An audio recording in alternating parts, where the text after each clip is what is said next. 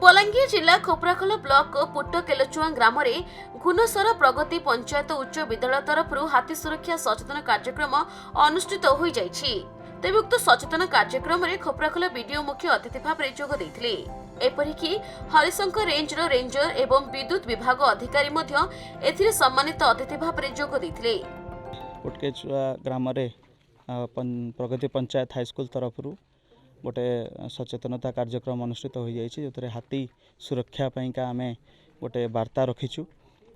एतिरे गोटे निहाती भाव गोटे गोटे भल प्रयास मु धन्यवाद देवाक चाहूँगी आमर पंचायत हाईस्कूल रो समस्त कर्मकर्ता हेडमास्टर को से गोटे बहुत बढ़िया कार्यक्रम आनिचंती। एथरे आमर एनवायरनमेंट एवं क्लाइमेट चेंज आमर फॉरेस्ट डिपार्टमेंट रो एवं ता सहित आमर इलेक्ट्रिकल डिपार्टमेंट आ पीआरए मेंबर समस्तंकर मिलित उद्यम रे आमे लोक माननकु ग्रामवासी माननकु सचेतन करै पारिचे। जेमती आमे जानिचे आगामी विगत दिन रे आमर एलिफेंट आउ ह्यूमन कॉन्फ्लिक्ट बहुत बढ़ी चलची। तो सेति पई ताकु दृष्टि रखी आमे केमिति आगामी दिन रे सचेतन निजे हो पारिबा एवं आमर समस्त पारिपार्श्विक जो माने लोक माने अछंती जो माने निहाती भावे प्रतिदिन जंगल को जाउछंती तांको केमिति आमे सचेतन करै पारिबा ताकि आमर जहाँ भी प्रकृतिर जो आमर सौंदर्य अच्छी सेटा भी रही पारिबो।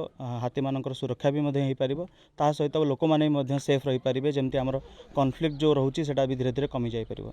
एटा इको क्लब थ्रू हेतिला आमर प्रगति पंचायत हाई स्कूल आमर एलिफेंट अवेयरनेस रिलेटेड इलेक्ट्रिफिकेशन को नहीं की एठी पुट्टकेलचुआ ग्राम रे एसएचजी मा पुट्टकेलचुआ भाई मान को मध्य रे करा जायथिला अवेयरनेस प्रोग्राम को। दिनक दिन राज्य में हाथी मृत्यु बढ़िबारे लागिछि। तेणु हाथींकर सुरक्षा हेउछि आमर दायित्व।